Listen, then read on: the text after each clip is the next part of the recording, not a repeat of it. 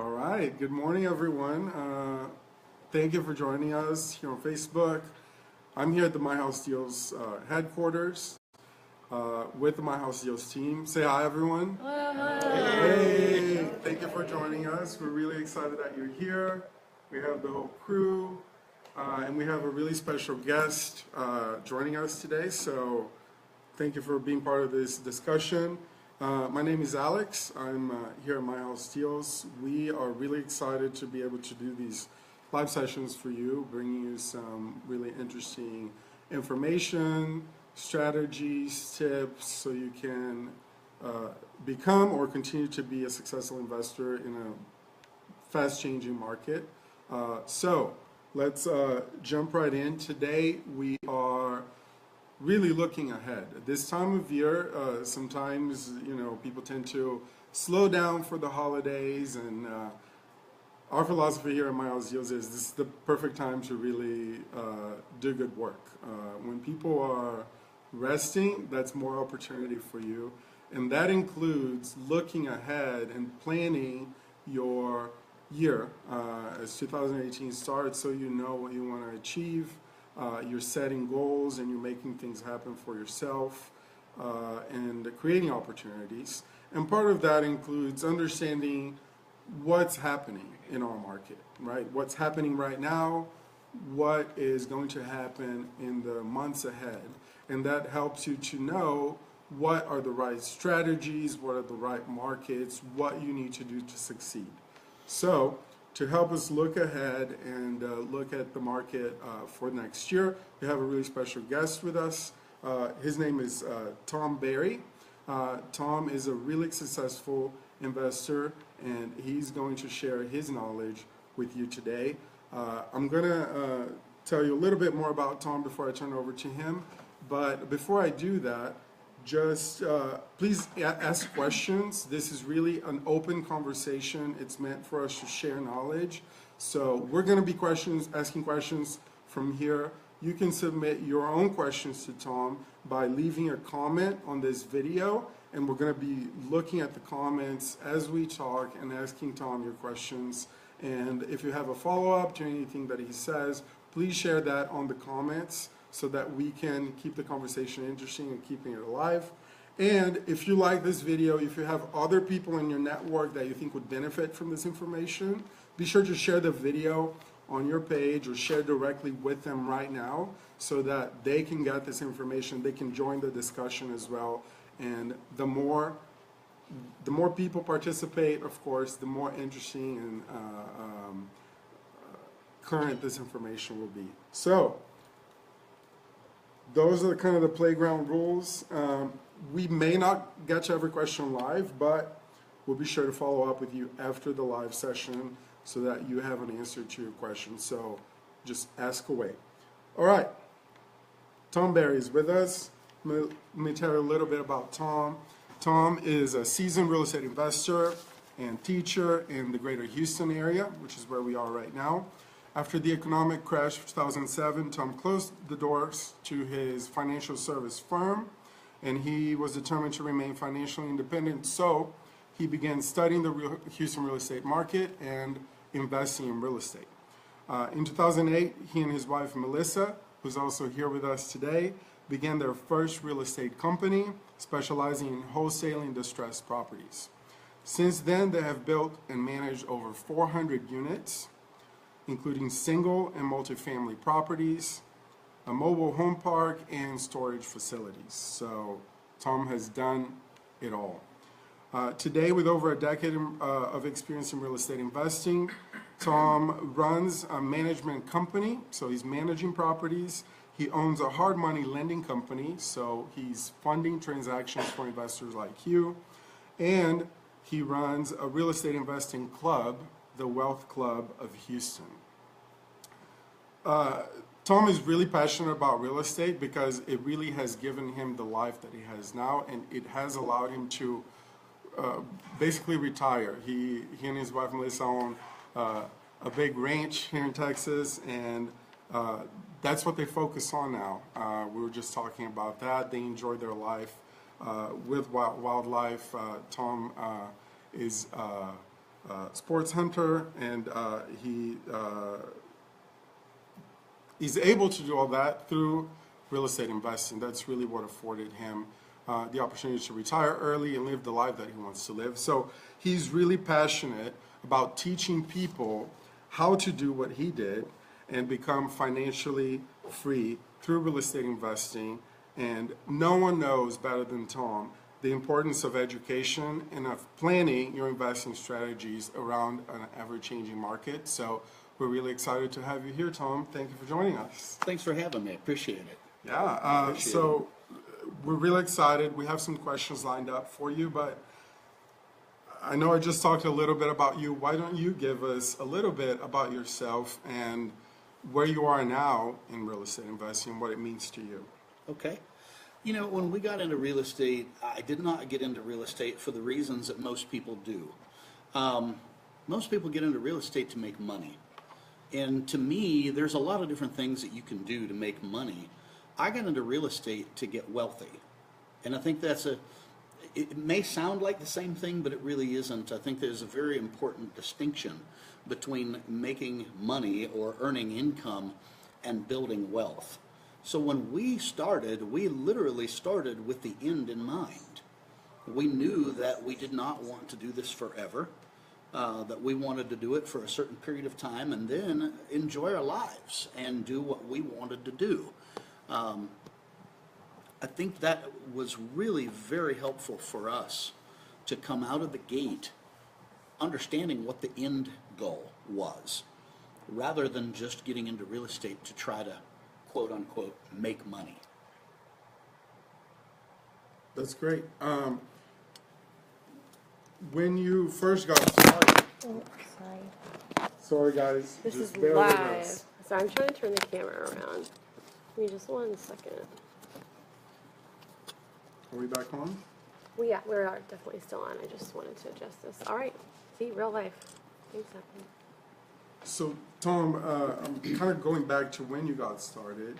You mentioned the different mentality between making money and building wealth. Correct. Which is a real difference, and I want to talk to you more about that. But at that moment, when you had the choice, right, you changed careers basically. Yes. What was it about real estate that made you decide this is how I'm going to build wealth versus continue to do what you were doing or going to do something else? I'm a statistical guy. And, you know, everybody, I think it's common knowledge, everybody knows, more people build wealth with real estate than the next 3 ways combined. And I think if you're going to build wealth and you're going to build it in a short period of time, it's a no-brainer that real estate is the way to go. Mm-hmm. And tell me about that, the beginning. How did you make it happen for you? You know, the beginning was crazy. We didn't know what we were doing, okay? We decided we were going to get into real estate. I decided we were going to get into real estate, and Melissa says, that's great. Now, what in the world are we going to use to pay for it, you know? Because everybody knows that to buy something takes money. What most people don't understand, and we realized very quickly, is that it doesn't have to be your money. And so that was, I guess, the first lesson for me. We were wholesaling properties to other people, and I was realizing these people don't have any money either. They're using somebody else's money.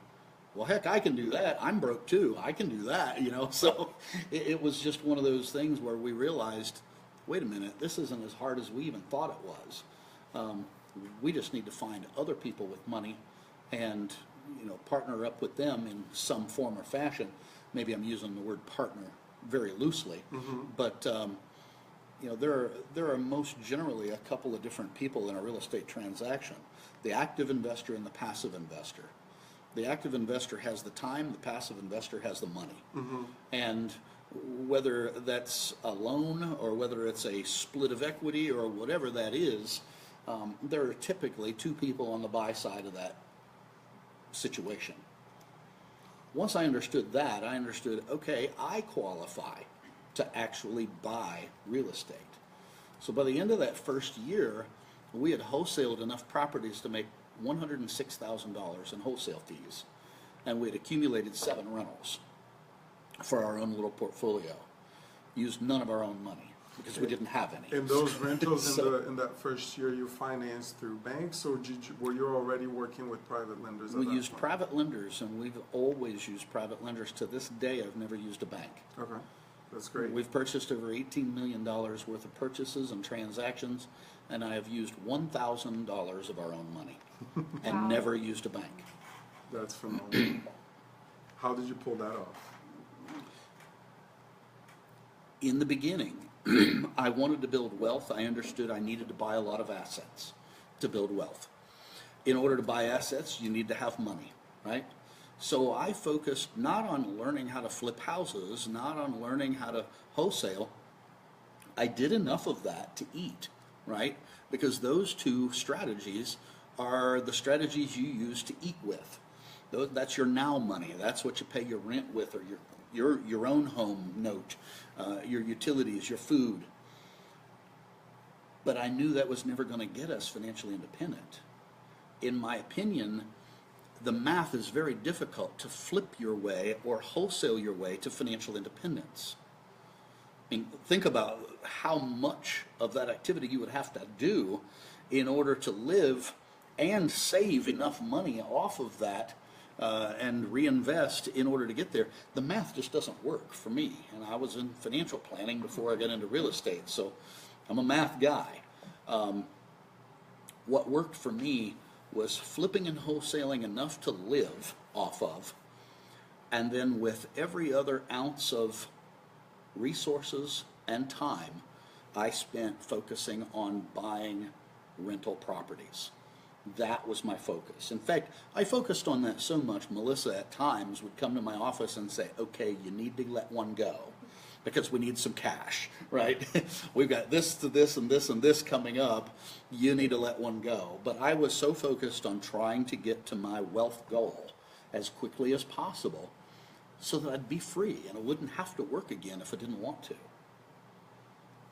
Can you talk a little bit about how you achieved, I think having access to private lending is kind of the golden nugget that other people are looking for. So to me, it's unique that you established that early on in your investing career. Can you talk about how you were able to build those relationships so quickly? I can attempt to. I don't know that I can actually tell you why or how. There are a couple of absolute truths to what we do that if you understand them and you believe them, you can use them to your advantage to build your private lender list. And one absolute truth is everybody is fascinated with and intrigued by what we do. I don't care what circles you run in or what groups you find yourself in. If you find a way to let them know that you are a real estate investor, that is going to spark a conversation. They're going to want to learn more about what you do. And I think a lot of times people focus more on telling them about the active real estate investor tasks and duties and the things that we do. I didn't. I focused on telling people how they could become a passive investor and we could work together and make money together in real estate investing. Because I find that most people with money don't have time. If they got a large amount of money, most generally they're working long hours. They have a higher paying position that has higher demands of them. So to try to convince them they should do what we do would be silly. They don't have the time to do what we do. But we could work together, and that's what I focused on. If I met you somewhere and found out you were a highly compensated individual, I would say something to the effect of, hey, have you ever thought about real estate investing in a passive way? What does that mean? Well, I work with folks like you and teach them how to make money in real estate without having to do all the tasks that I do. And so that's the types of things I used early on and still do to this day to raise money. Awesome. Grayson, did you have a question? Yeah, did you have like a process that you actually followed to meet these private lenders, and after that, an actual process to vet them? Like, how do you nurture that relationship initially? That's a key question. And I think you asked it absolutely accurately. When you're raising money and building these private lenders in your stable, it is a nurturing process, and it is something that is a process. One of the biggest mistakes I see people make, well, I'll just give you an example. I used to work with my house deals and do consultations for people that were raising private money. And I did that for years with your company here. One of the things that I always got from the people I was doing consultations for was, I've got this deal, I need to close it by Friday. What should I say to a private lender to get them to do that? And I always would turn it around and say, okay, I've got a deal I'm closing by Friday. Let's assume you have 400 grand sitting in your bank account earning you no interest. What could I say that would get you to lend that to me and wire that to my title company by tomorrow? And of course their answer is always, there's probably nothing you could say. And I'm like, well, you just answered your own question. You ain't closing Friday, right? Because you can't build that relationship in 3 days. So it's going to take a course of 3, 4, 5 conversations. Those may be a combination of personal visits, face-to-face visits, telephone calls, email correspondences, or any other form of communication. They don't all have to be lunches or things of that nature. I think we can shortcut it by using other forms of communication. But the bottom line is, there are 3 things that private lender or potential private lender at this point is going to have to be solid in before they can say yes to your deal. Okay? Those 3 things are this. They have to feel they know you, number 1. They have to feel they know who you are. Number 2, they have to like you. For some of us, that might be an issue, right? Okay? You got to be a likable person. People want to do business with people they like. And number 3, and most importantly, they have to trust you. If you haven't achieved those 3, I call them hurdles, you haven't crossed those 3 hurdles, you never, ever should even present your deal to that potential private investor. Doing so guarantees you a no answer. And I think that's where most people goof up when they're trying to raise private money. They pop the question too soon. It's just like a marriage, right? We're getting into this deal. We're in it for a while together, right? So what does a lady or a gal or a guy need to know about the other before they could say yes to a proposal? You got to feel they know you, got to like you, and certainly got to trust you. So if you look at it that way and you look at presenting your deal to a potential private lender as popping the question, as a proposal, don't do it too soon or you guarantee yourself the wrong answer.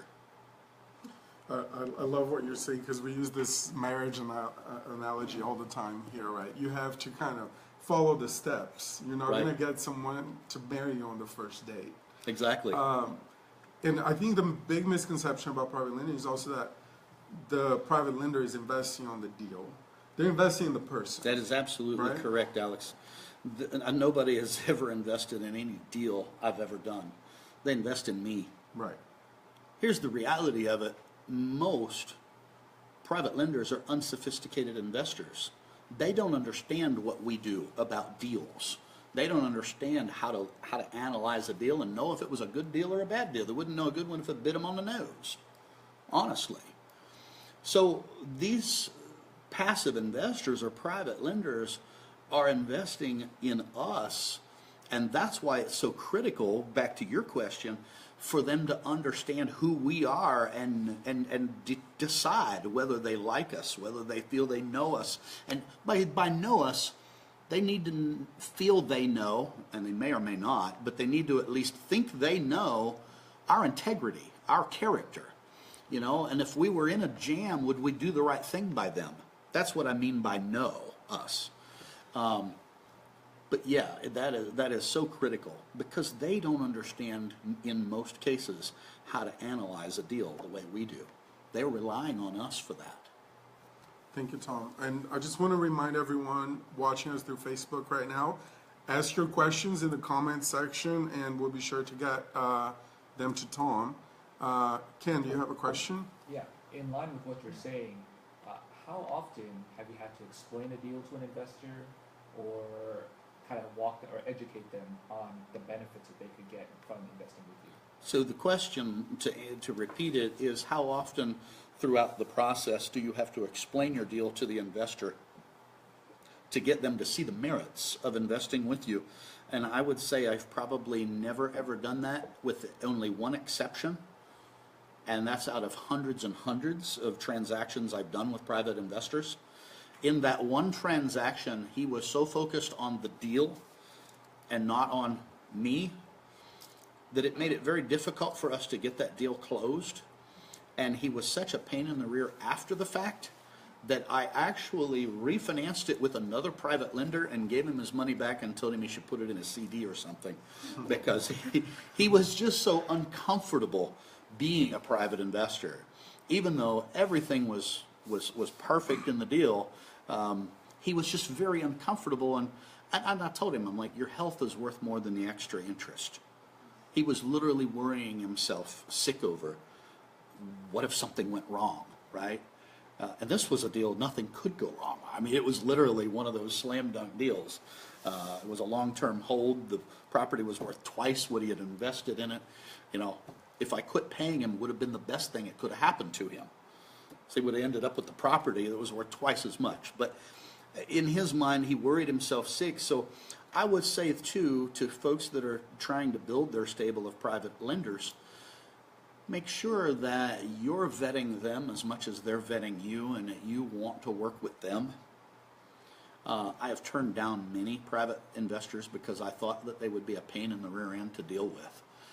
I was just in a jam on that deal and needed to close by Friday, one of those deals, and I knew he was going to be a pain, but I did it anyway. But then within a year or so, we rectified that situation with another lender. To follow up then, so what is like a typical conversation you would have with an one of your private lenders when you say, hey, I've got a deal, let me tell you about it, and then So what would that go like? my normal conversation, after we have built this relationship, and they have decided, yes, they are interested in working with me, the normal conversation is I would call them up or email them and say, hey, do you have any available funds that you need placed? They say, yes, I have this much. And I will say, great, let me see what I can find for you. And I'll get back with them within a few days and say, here's what I have. I've got this deal. I need X number of dollars. It's worth this much. And this is what my intentions are with the property. And that's honestly about it. I don't get into a large amount of detail because they don't ask for it and they don't want it. They wouldn't understand the detail if I gave it to them, and if I did, it would just confuse them. So I keep it very short and sweet. Tom, we have a follow-up from Joe Zigowski. Joe, I hope I said your name right. He asks, as a newbie or someone without experience, how do you build that trust? So, you know the old adage, you got to fake it till you make it, right? So the first thing I would say is don't focus on the fact that you're new, okay? I would say to build a little bit of track record, there are two methods that you could do. And I used the partner method. I partnered with someone else with money. We made money together. We did 4 or 5 deals. They were successful deals. I kept good track record, okay, a good account rather, of the deal, how much we bought it for, what we put into it, how long we held it, and what we sold it for. We had some before and after pictures of it, of each of the deals. And then when I sat down with my first potential private lender, I had a little track record. Was I still a newbie? Sure.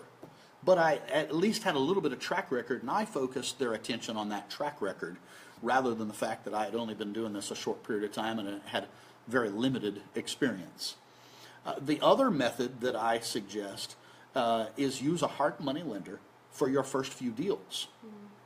And the great thing about that, you know, as a hard money lender myself, we will lend to somebody who has never done a deal before. And we feel very comfortable doing that because we're vetting the deal with them. Mm-hmm. So I would say if a hard money lender is willing to lend on your deal, you got a really good deal. Mm-hmm. If the hard money lender says, nah, I don't think I would want to lend on that deal, you probably shouldn't want the deal. And having that extra pair of eyes, and most hard money lenders, as in my case, are actual investors. You know, we've done hundreds and hundreds and hundreds of deals. So having our eyes on your deal prior to you getting into that thing, I think is a very, very valuable situation. And I see this evolution of the investor. First, people will come in and they'll start using hard money first. And then they'll say, Tom's too expensive. I can borrow money over here from private individuals much cheaper. And that's true. Absolutely true. So they'll move over there. But then they'll say, man, I can't grow volume. The volume business I'm trying to do with these onesie-twosie private lenders, and they're so wishy-washy, and sometimes their money is tied up and they don't have any cash for me. Tom's always got the cash available. I guess it's worth it for me just to pay his fees and always be assured there's capital available. And that's kind of the evolution of the real estate investor that I see. We'll start hard money, then we go private money, and then if you get to the volume where you're doing 10, 20, 30 deals at a time, and I do have some clients that are doing that kind of volume right now, they have to come back to us because they can't raise that kind of money privately. First of all, the time that it would take to develop the amount of private lenders and build that stable and build those rapports would just be absolutely prohibitive for you to scale a business that way. Got a ton of questions, and did you want to go on to the next one? Yeah, no, I'm going to follow up with a question from Facebook, and then I'll go to you, Chris. So Wealthy Overreach asks, where's the best place to look for private lenders?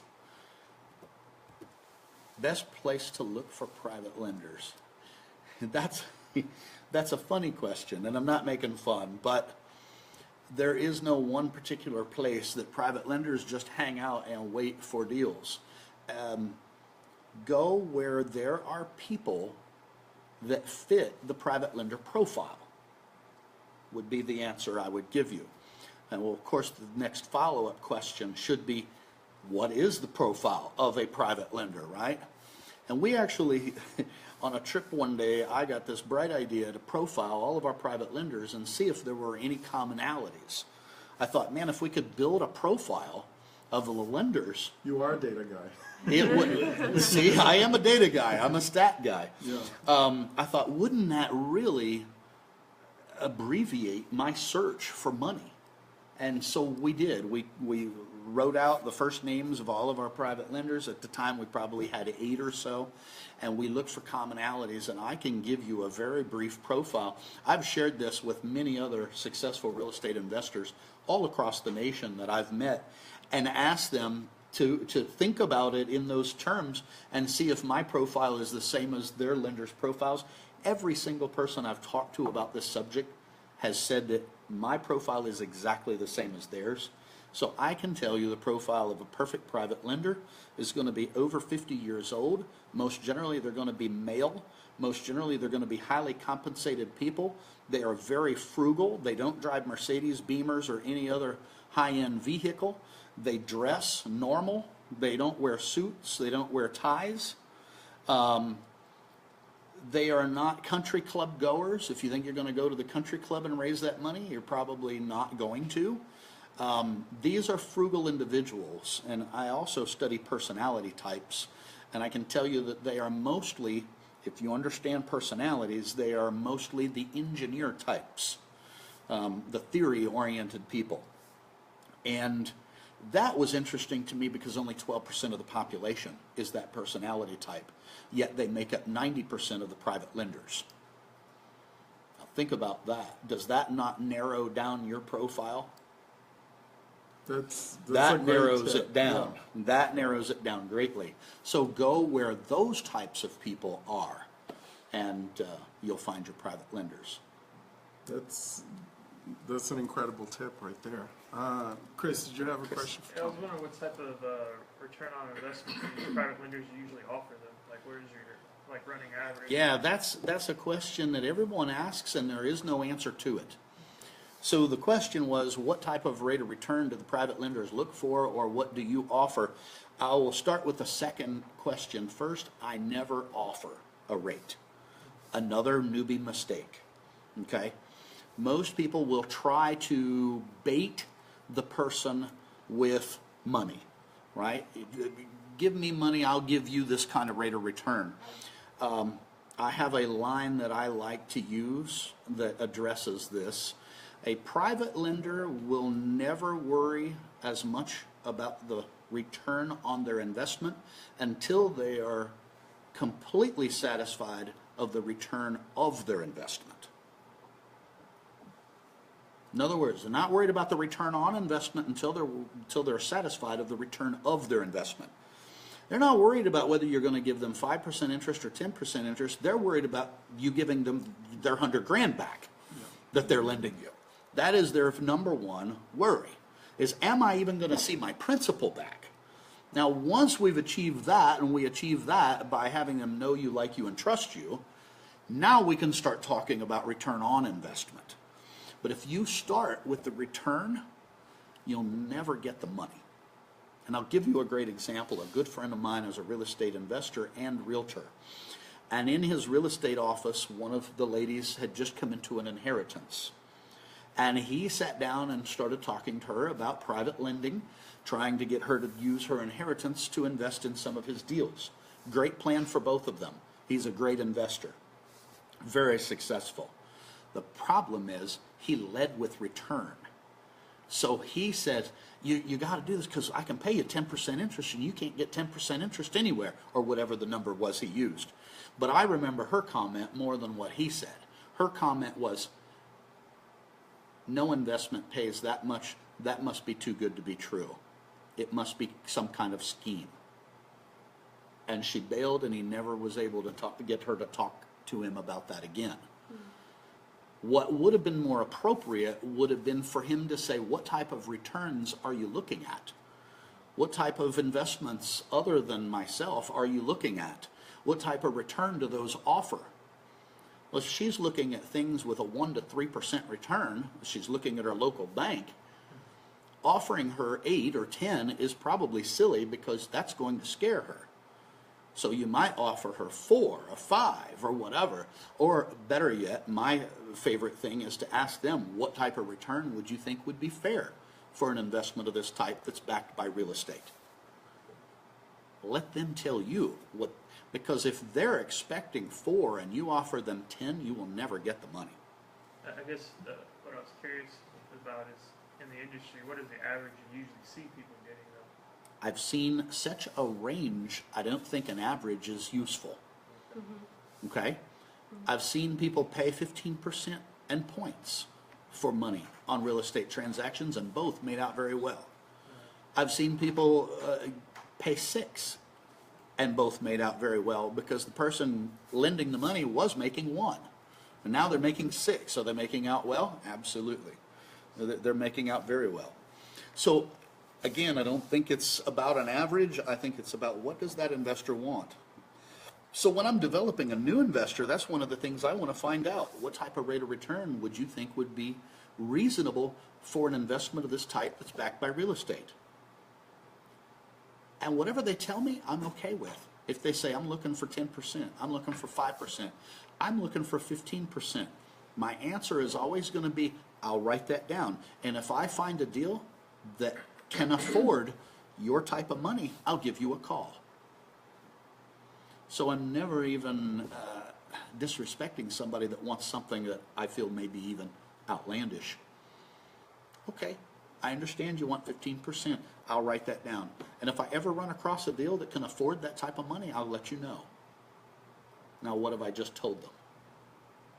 You probably won't be getting a call from me, right? Oftentimes they change real quick. They'll go, well, it doesn't have to be that much. Okay, well, what would you be comfortable with? And let me write that down. So that's how you can kind of negotiate that rate on the front end before you even present a deal. Tom, I have a question from Felipe Soares on Facebook. He wants to know about crowdfunding. So he says, I imagine crowdfunding was not around when you started, or at least not to the extent that it is today. That's correct, Felipe. What's your opinion of using crowdfunding platforms to raise capital? And honestly, Felipe, this is going to sound really crazy, but I don't even have an opinion of crowdfunding. I couldn't even give you an honest definition of it. I am old school. I've done everything the way I did it when I started. I've got a great system. It has worked really well. It got me to where I was trying to go. So I have not branched out and tried anything different, including for crowdfunding. I hear a lot about it, but I don't even understand it, to be quite honest. All right. I want to switch gears a little bit, and we'll come back to some more of the questions that we have, Tom. But you know, you've had a long journey now. You've gone from wholesaling to flipping to, of course, building a rental portfolio. You are also on all sides of the transaction. You're buying, you're managing, you're funding deals. Tell me a little bit about what's working well right now for you, and what are you staying away from? Right. So what's working well for, let me just say what's working well for most investors. How's that? Yeah, that sounds I think great. that's a better way for me to answer the question. What I see, and I do have a unique perspective, you're right, because I am working multiple angles in real estate. I see things that are working real well right now are flipping houses under $300,000. If you can flip, and now of course that's in our local market here, and it's going to be different everywhere in every metro that you're working. But in the Houston market, if you're flipping and you can stay under $300,000 after repair values, those are selling really well. What is not working is the high-end stuff, the $750 and up. That price point is really suffering right now. I'm not saying that you can't do it, but why fight? You know, why fight to do it? If you can stay in the things that are working best, I find that's the best way to survive this marketplace. Where people get in trouble is where they try to fight against the market. And I've never tried to do that. Every year, Melissa and I sit down, we analyze what we see, and we try to decide what are the trends for this coming year. And we just stick to those trends for that particular year. It may not be what we want to do, Yeah. but it's what the market's giving us. And if you just take what the market's giving you, you should have a long and prosperous career. If you just decide what you think you should be doing and damn the market, I'm going to do what I want to do because it's fun, you may have a very short career in real estate. You've got to be willing to put your own favorite things aside and do what the market is giving you. So right now, flipping on the lower side of the price scale is doing really well. Upper side is not so great. Wholesaling is always good. There's no bad time to do that because the market corrects itself when you're wholesaling. If the market is real soft and wholesale deals are hard to sell, you just offer less and you offer them cheaper to the retail flipper, and they can still make money even if they have to hold it longer. Conversely, if you're in a hot market like we are right now, wholesalers are paying a lot and retail flippers are paying them a lot and they're still making money. So I love wholesaling in any market because it corrects itself on the price point. Owner finance, that's a strategy that I think is really strong right now, and I think it's going to get stronger going forward. If you get your ducks in a row and you have your underlying financing available to you to do that, I think that's a great strategy, and I'm doing more and more of that right now myself. Those are my favorites going forward into 2018. There's a question that expands on that a little bit, which is the fact that you mentioned early on that it's hard to flip your way to freedom, basically. And so, Yeah. Can you elaborate on that a little bit? That you need to build an. Is that you said we would need to asset build? Can you elaborate on this? As a Sure, specific question? sure. And that's my favorite topic. It really is building wealth rather than earning income. Doing a owner finance transaction or a flip or a wholesale deal is going to make you a one-time check, most generally. And that check, there's two things wrong with income, okay? The first thing wrong with income is it gets taxed, all right? So right off the top, I lose 40% of any check I get. Well, I don't like that. I don't like that at all. I earned the money, but yet I got to give 40% of it away. That leaves me only 60%, and that 60%, what are we going to do with it? We're going to spend it, right? So income is not a wealth-building strategy in and of itself. There's two things that kill the possibility of that building you wealth. It's going to be taxed, you're going to lose almost half of it there, and then you're going to blow the rest, if you're like me, right? We all spend money. That's what we do. We'll increase our lifestyle to our income, most generally.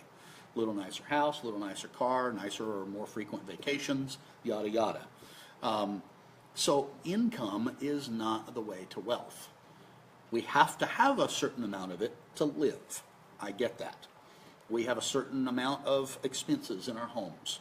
We have to make that amount of income. I say make that amount of income using those income strategies that real estate provides.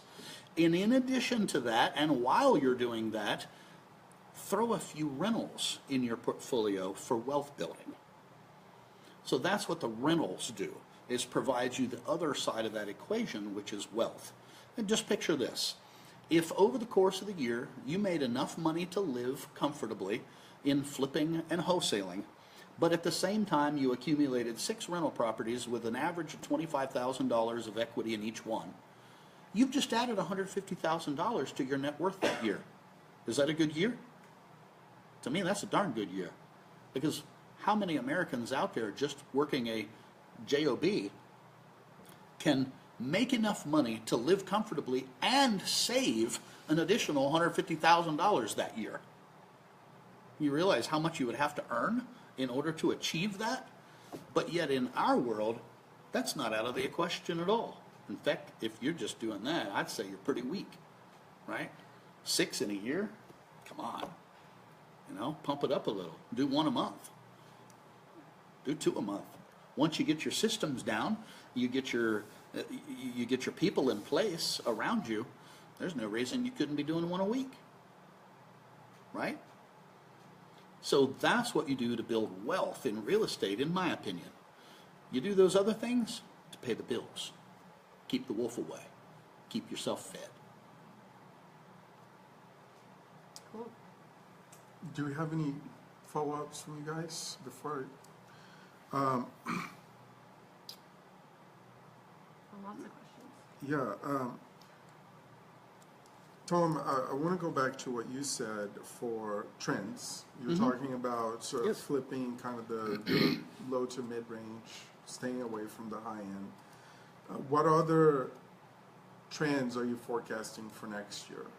Well, looking at real estate on a macro level, nationwide, I think as long as your market has jobs, has job creation, you're going to be in really good shape in 2018. You know, we look at the stock market and what that's done since the last election. We look at interest rates that are still at a historic low. We look at consumer confidence index and keep an eye on that because that is one of the leading indicators of a recession. And we are not even remotely close to that. The consumer confidence index has just skyrocketed since last January. If we look at the consumer sentiment index, which is different, it's running the same track as consumer confidence.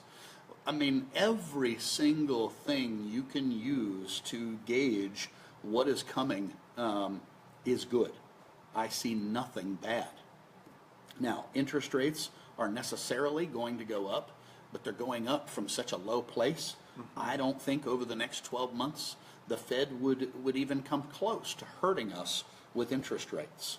You know, I think here later this month we'll see a little, probably a 1/4 point increase at the Fed funds rate. But other than that, I don't think that's going to hurt us in any way, and they'll probably do it again a couple of times next year to stave off inflation. I think that has to happen. But the markets is all, the stock market has already priced that in, and it's still, we've broke, 10 records this year so far. So I just think, I don't see any bad things coming. I know every market is different, and if you're in a small rural place where there's not a lot of job creation, you might have a little challenge there. But if you're in a major metro market with job creation, there isn't much in real estate that isn't going to be good going forward for the next at least 12 months. Do you have any other markers at a local level that you keep track of to help you understand how the market is shifting? Yeah. Jobs.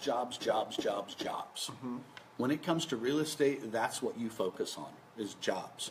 And, we're here in the Houston market, and as you know, the oil prices of a couple of years ago really dealt Houston a huge blow.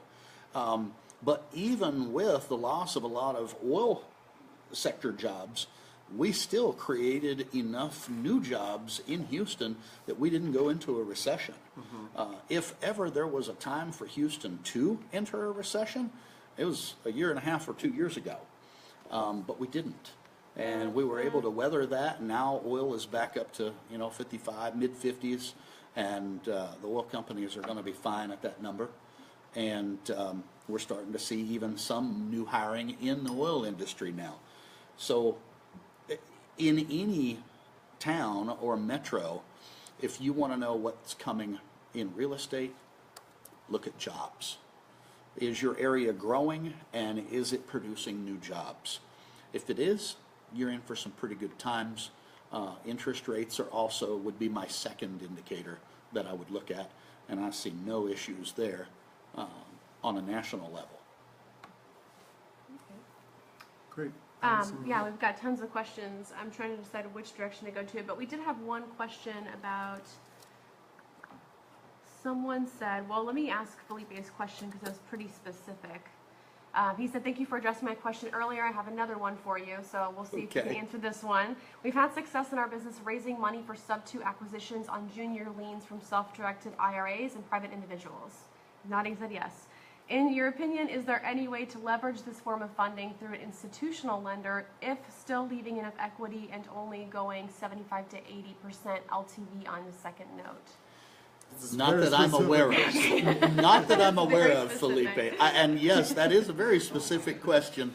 I can tell Felipe knows real estate inside and out. We have a wide range here. I understood your question very specifically, and the answer is not that I'm aware of. Okay. I don't know of any way an institution is going to lend you that junior second lien on that sub-2 property, even if you're buying it at a great price, which is what you had alluded to. Keep using those private lenders. Don't worry about the institutions. You're doing well, and if you've already got that system down, don't change it. A lot of times people think to graduate in real estate, they have to get to the institutional money. You're going to understand, we've been 10 years in this business. I've never used a bank loan yet. I don't care about the institutional money. Yes, it's cheap. I get that. And, the penny pincher in us, because we're investors, always wants to use the cheapest resources available. Oftentimes the cheapest resource, in particular bank money, is not always the best for us, because with your private lenders you can move very quickly. If you've got lenders that you've developed over the years that are doing deals for you on a normal basis, most generally you're probably closing those in 3 to 5 days. You'll never do that with an institution. I don't care how strong you look and what new product they come out with. So you're in a good place. If it's working and it ain't broke, don't try to fix it. We've got 2 questions on wholesaling. Can I move to that, Alex? Or Yes. did you want to change tracks? No, real go quick? ahead. Okay. So we've got 2 questions about wholesaling, and they're both kind of similar. One guy wants to know how the whole process works, and one just wants to, he's having a problem with a specific property. But can you talk a little bit about how to get into wholesaling for those Sure. who are interested? Sure. Wholesaling is most generally regarded as the entry level to real estate investing. And the reason for that is because you can get into it with no money. You don't have to have credit. You don't have to raise money. It's pretty simple to do. The process is simple. You are the bird dog. You are the one out there beating the bushes trying to find a good deal that is not public and that no one knows about, and you bring that to the market through your buyer's list or whatever that may be. So that's really your task, is to go find off-market deals and bring them to the market. Well, to get into that, you need to understand only a couple of things. Number one, you need to understand how to analyze a deal and know how to comp it, how to know what it will be worth once it's fixed up. And you probably need to know, at least on an abbreviated level, how to analyze repairs and come up with some formulation for knowing how much repair cost is going to have to go into this thing before it can be sold retail. If you understand those two things, you can be a wholesaler. And I don't regard wholesaling as a entry level place anymore, even though it was our entry level. I think once you become a real estate investor, you should always be a wholesaler. Because we're always going to come across, if we're doing marketing and we're trying to generate leads on off-market deals, we're always going to come across things that may be a good deal for somebody but aren't for us. For example, I'm primarily a buy and hold guy. So my buy and holds have to be in a certain geographic area for my management company to effectively manage them. Well, if I found a great deal and it's just outside of the area I want to own a rental in, why wouldn't I go ahead and get a contract on that house and then sell it to Chris, who wants one and he actually works that area? Or maybe I only want, 4-bedroom, 2 baths, and this happens to be a 3-bedroom, 1 bath, but Alex, he's fine with 3-bedroom, 1 baths. So I call him up, I've got it under contract, and I flip the contract to him and he pays me a finder's fee. I think every real estate investor should look at themselves as a wholesaler, along with whatever their primary focus is. That's great material, Tom. I want to get to a question here because I know you're going to have something to say about this. So, Wealthy Over Rich, he asks again, what are your thoughts on the commercial market, specifically multifamily properties? Does it make sense to have 50 rental units at one location instead of 50 rental houses scattered everywhere? Great. I love that question. How do I answer that? So which is better, having 50 houses or having 50 units in an apartment complex? The answer is yes. Just like that. Just like that. And the answer is yes. What do you mean yes? Both. Have both. Okay? So my rule is I collect houses and I flip apartment complexes. Okay? So what I mean by that is the market is always good for houses. I can always find a good deal on a house because somebody is always in a financial jam or in some type of situation where they are a motivated seller and need out. Right? So there's always good deals on houses. I don't care if the market is up, down, sideways, or backwards.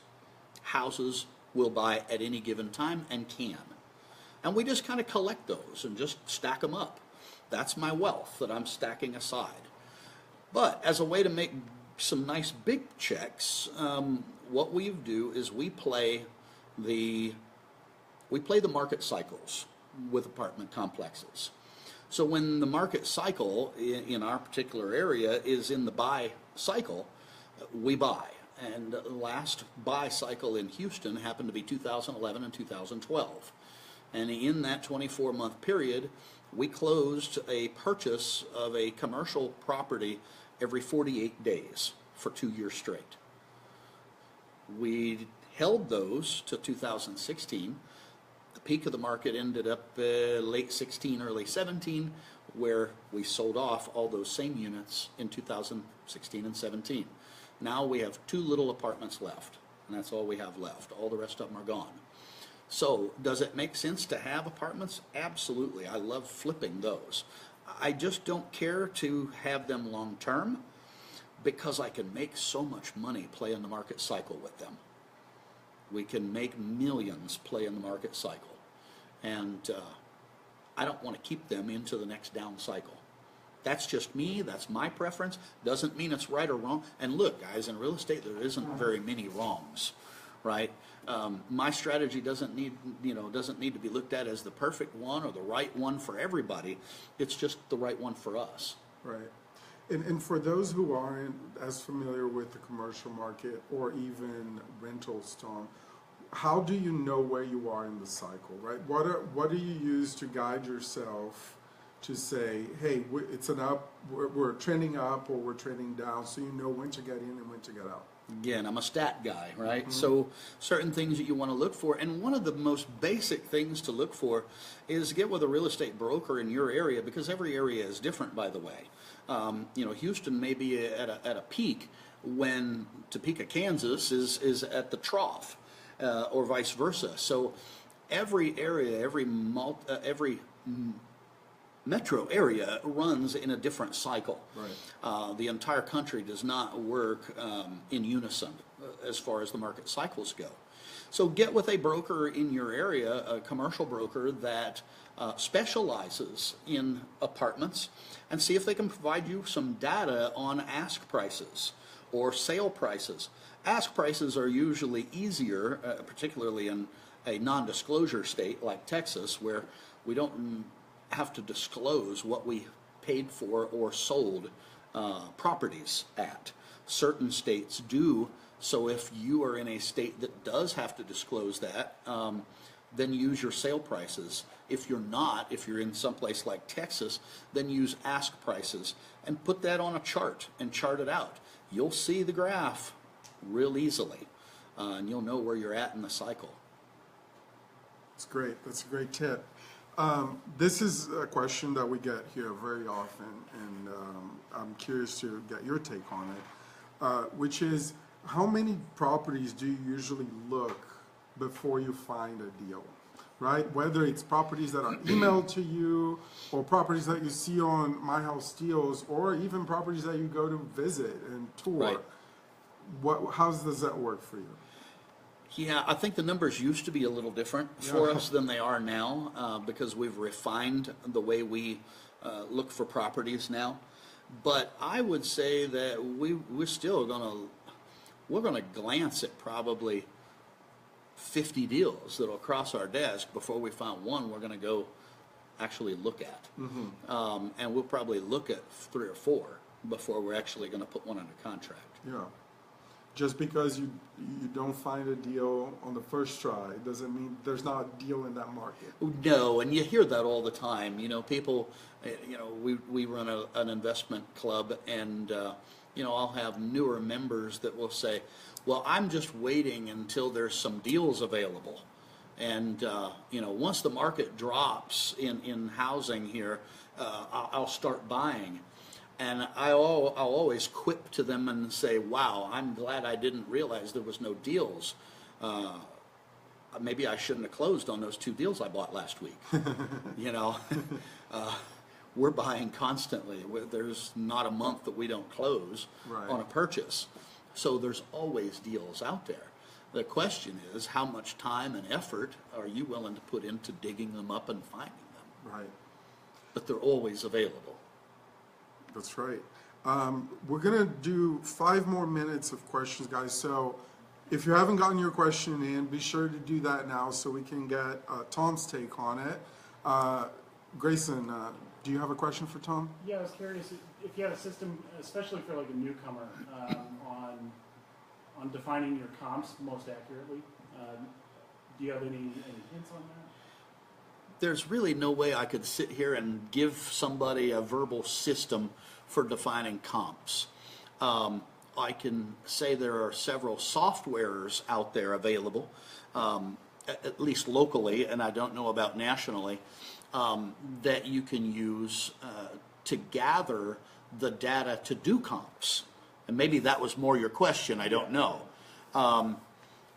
In the Houston market, there is MLS Deal Finder is if you're a subscriber to that, they have all the hard data, all the Houston area realtors data. So all the sold values are there available for you. And most generally, that data is not available to us unless we're realtors. Right. So, you know, if you can't find a friendly realtor that will hook you up with their password, which most are not going to do that, that is against the HAR rules and they could be suspended for that, or that like to be bugged every single time you want to comp a deal, here can you comp this, here can you comp this, they're going to get tired of that pretty quickly. So there are these couple of services that are available locally that kind of take that out of the mix, and for whatever their fee is monthly, and it's not a lot, you have access to the same data that realtors have without having to go through the hassle and expense of becoming licensed as a realtor.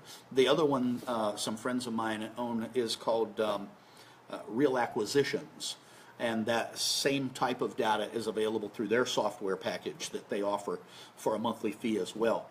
And again, that sold data is the key to doing comps.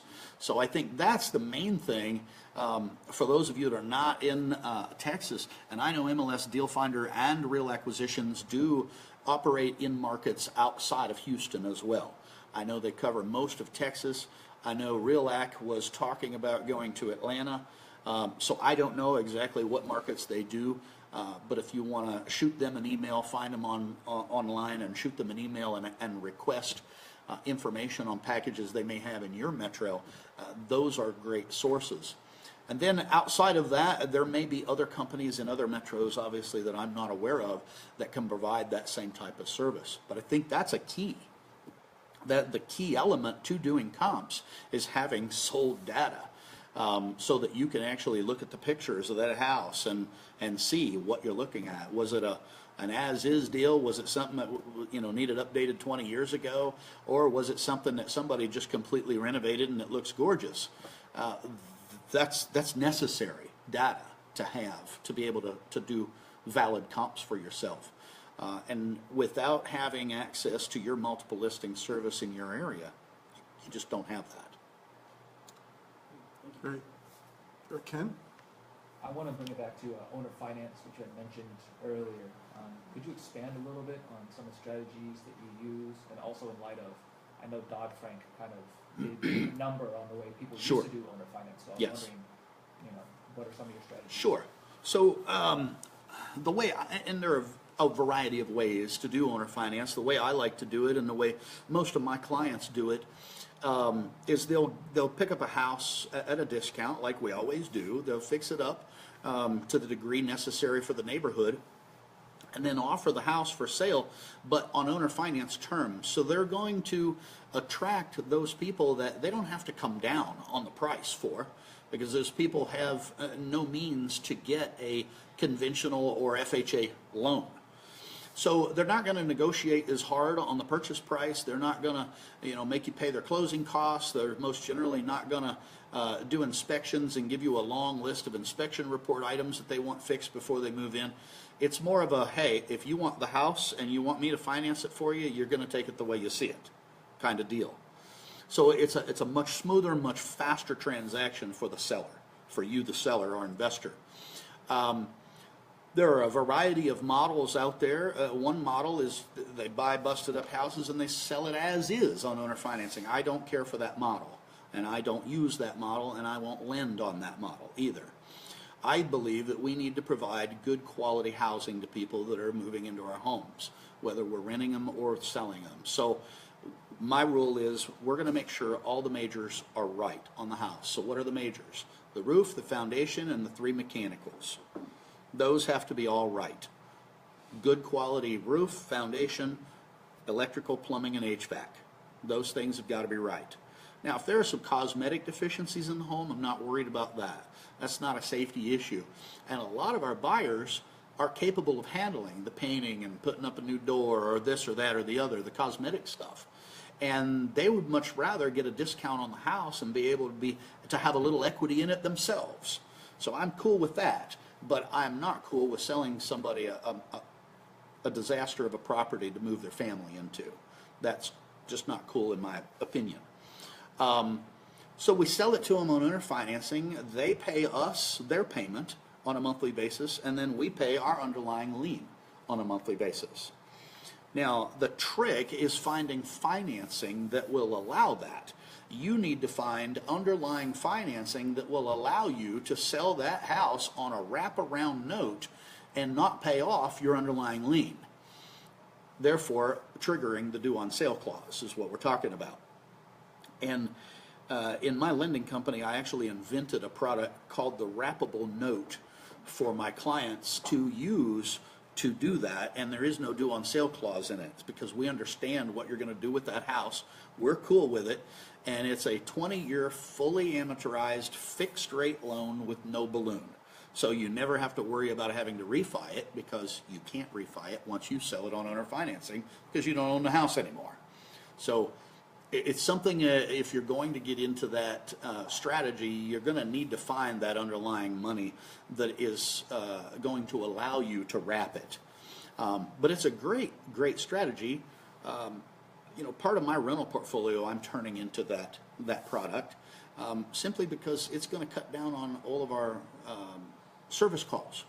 You know, you don't have service calls anymore. I don't own the house anymore. They're not going to call me to fix whatever. It's their house. We sold it to them. We gave them a deed.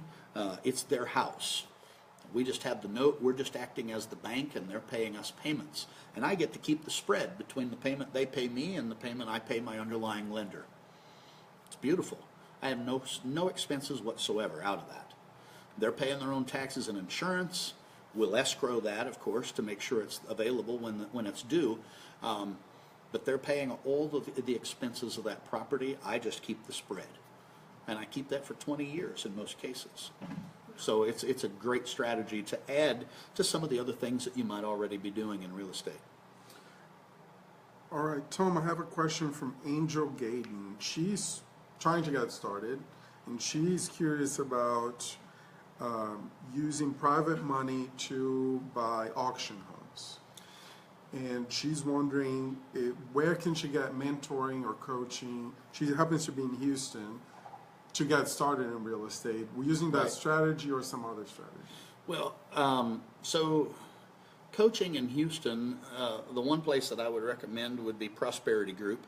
That is owned by a friend of mine, AC Ramos, been a buddy of mine for 10 years, and they do the best hands-on coaching of any program I know of in Houston. As far as using private lenders for auction houses, that is challenging. I'm not saying it's impossible, but I can't see it happening. And here's the challenge for that. At least here in Harris County, where you're probably wanting to go to buy your houses, you have to take cashier's checks to the auction with you. And I can't imagine, I'm not saying it couldn't happen, but I can't imagine a private lender handing you a couple $100,000 in cash with no paperwork and no deed of trust and no security for you to go down to the local bank and have that chopped up into a bunch of cashier's checks that you can stiff in your purse to take to the auction. Most generally, you're going to have your own cash to buy them at the auction, and then you can refinance them through your private lender to put your money back in your account to do it again and again with. If you don't have the money to start out that way, then chances are the auction probably isn't the best place to start anyway. And to be quite honest, I've not bought a house at the auction in 10 years. It's too competitive. And every newbie in the county thinks that's where they got to go to start, and newbies pay too much. So honestly, I don't think that would be the right place to start, even if it was available to you, and it probably isn't with private lenders. Tom, as an educator, what is the number one question that you get from investors you work with? Oh my gosh. Put you on the spot there. Put me on the spot. I mean, there's so many questions. You know, one I always get is, your wife has been so supportive of you through the years. I can't get my spouse on board with me. How do I get my spouse on board? How can I get them more supportive?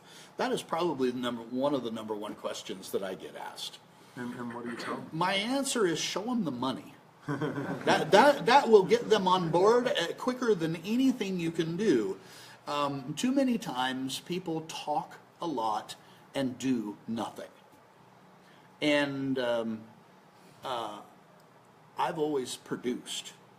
If I say I'm going to do something, I do it. Set some goals, share those goals with your spouse, and then do it. And if you do, you'll start gaining their support because they'll see you're serious about it. And it's just not another one of those fleeting ideas that you've had 50 of over the last 5 years that they've known you. Yeah. Okay? Some of us in the real estate community have been involved in many other things that was going to make us wealthy, right? Before we got into real estate. And if that's you and you're expecting your significant other to jump on board, they've probably been on board many times and you never went anywhere with it. So you've got to overcome that. And you do that by showing them the money. Show them you're gonna do what you say you're gonna do.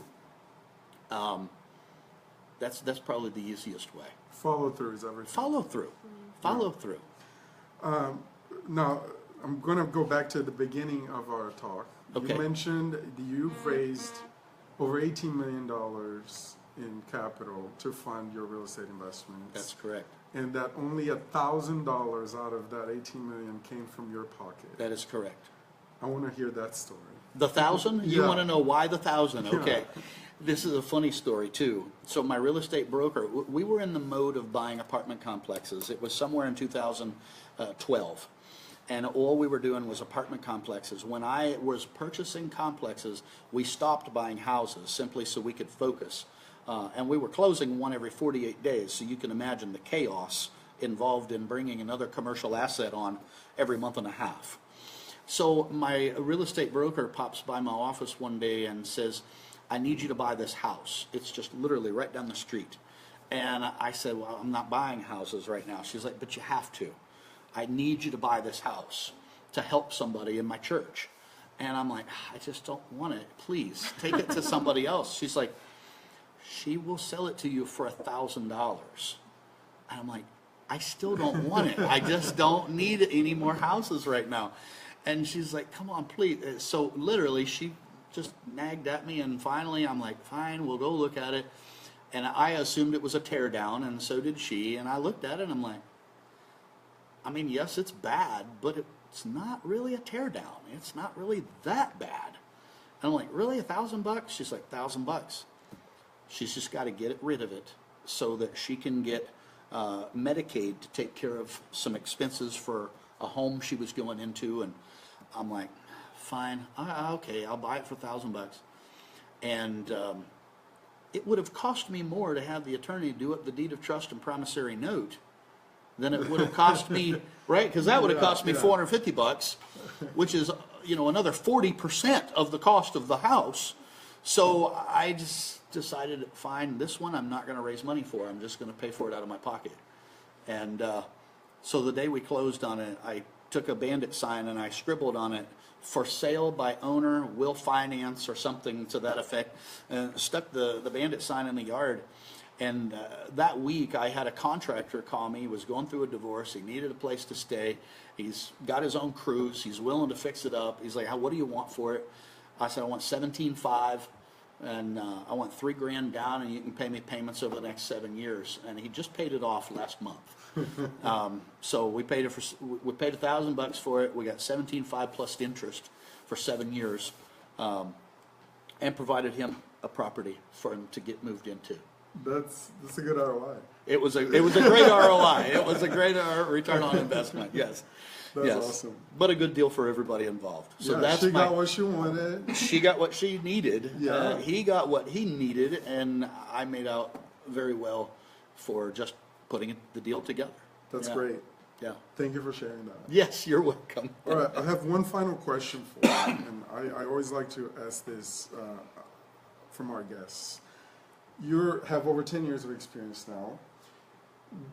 Knowing what you know today and having gone through what you've gone through, what advice would you give to yourself back in 2007 when you were first getting started? Sure. I would have learned market cycles faster. I'd like to say I would have gotten into commercial faster, but really I got in at the right time. But I didn't know it at the time. I didn't know I had timed it right until it was already done.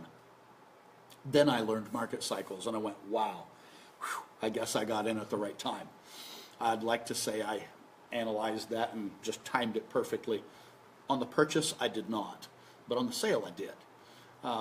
So analyze your markets and get good at knowing where you are in not only the housing cycle for single family, but for multifamily as well. And when the market is right and you see that trough, get in. Another thing I think I would do differently is I would start talking to my private investors sooner about the opportunities down the road in multifamily. I would have them prepped. I would have them panting for that day to come, as opposed to waiting for that day to come and finding that first good deal and go, oh my gosh, I need $2 million. And now you've got to go out and convert your private lenders from single family lenders to multifamily. That conversion takes time, and that's something that you should do pre-deal, and I didn't. So that was a challenge for me. Those are some of the things I think people should focus on. Getting good at raising money. If you do that, whether it's through lenders or whether it's through private individuals, it will free you up to just focus on finding deals. And I think that is one of the things that kind of set us apart over the years, is I never worried about the money. Every time I come home with a great deal, this literally happened yesterday. I came home with a deal that we're probably going to flip if we can get it under contract, and I'll make $2 million on this flip if we get it. And the very first words out of Melissa's mouth was, well, how are you going to fund it? Even after $18 million of raise, that is her first knee-jerk reaction is, well, we don't have that much money sitting in the checking account today, so how are we going to fund it? Yeah. And it is never a consideration for me because I know I'll raise it. I'll make a few phone calls. I'll get the money. It's a great deal. There are plenty of people out there wanting good deals to invest in. And to get a piece of, whether that's an interest rate or a chunk of equity or whatever I have to do on a $2 million profit, I'll do something. We'll get the money. The money is out there. And that's something that the newer investor has a hard time understanding. There are trillions and trillions and trillions with a T of dollars sitting out there on the sidelines in investments or savings plans that are making less than 6% today. Trillions and trillions and trillions. Do we not have a better opportunity for them than what they are doing? Of course we do. And if you understand that, you get out of the mode of begging for money and you get into the mode of offering people opportunity, which is what I do. I don't ever beg for money. I'm doing my investors a huge favor. I don't say that arrogantly, but me bringing good quality investment deals to my investors that have money but they have no propensity to do what I do is a huge service I'm providing them. Again, and I don't take that with an arrogant attitude, but it's just a fact. Without me, they don't have these types of investments to invest in and make the huge returns that they're able to make. Yeah. We need to value that as real estate investors, and I don't think most do. Yeah. I think most look at themselves as broke little paupers begging for money from the guy with cash. And that is not how you want to view yourself, or certainly not how I view myself. That's so important. That mindset makes all the difference. It does. We are building communities. We're powering the economy. We're creating jobs. We're offering value. That's important for real estate investors to understand. Absolutely. Absolutely. Awesome. Tom, thank you so much. You're welcome. You're welcome. We've had an avid audience today. We have many questions we didn't get to. For everyone who's watching, if they want to learn more from you, if they want to know more about what you do, how can they find you? How can they get in touch with you? Sure.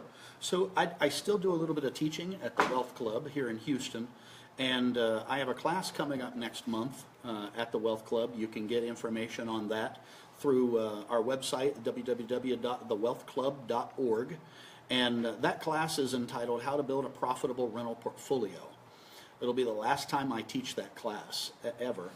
And in February, I'll be teaching my final class, and then I'll be retiring from teaching completely. That's big news. And that class is my favorite class. It's my signature class, and that is how to become financially independent in 5 years or less using real estate. Melissa and I started flat broke. We actually were bankrupt when we got into real estate, and we were multimillionaires in 48 months That's using incredible. real estate as our vehicle. And what that class is we teach exactly what we did step by step by step to get there in such a quick time frame. And after that, I will not be teaching classes anymore. So thewealthclub.org is one way to learn more about those two classes. And then just us in general and the other companies that we operate, and the lending company that I mentioned, you can find all of those at our umbrella website, which is tomberryrei.com. That's Tom Berry, BERRY.com. Awesome. Thank you, Tom. I'm sure everyone will appreciate hearing more from you. And for those who can attend the class, you know, like Tom said earlier on the call, he's worked with My House Deals members for a long time. We've worked with Tom for a long time. I know you guys saw this today. Tom clearly knows his stuff. So if you can learn directly from this guy, that's a great opportunity, especially given the news that February is the last one. So It's the last one. I'm going to be retiring and spending more time on our hunting ranch, and I'm looking forward to the new chapter in our lives. absolutely, that's what you worked hard towards. Exactly. So now it's time to enjoy it. Exactly. Tom, thank you so much. We have many questions we didn't get to. Thank you guys for submitting your questions. We'll make sure to reply to those in the comment section. Please follow up so you can get Tom's response to that. And if you got a lot out of this, if you enjoyed the information that Tom shared with us today, please share this video with your contacts, with your feed, with your network, so that they can learn from this. We're big believers in powering the community and building a learning community so we can succeed in this together. So go share it, and thank you for joining us. Have a great rest of your day, and see you next time. Thank you, Tom, for joining us. You're very welcome.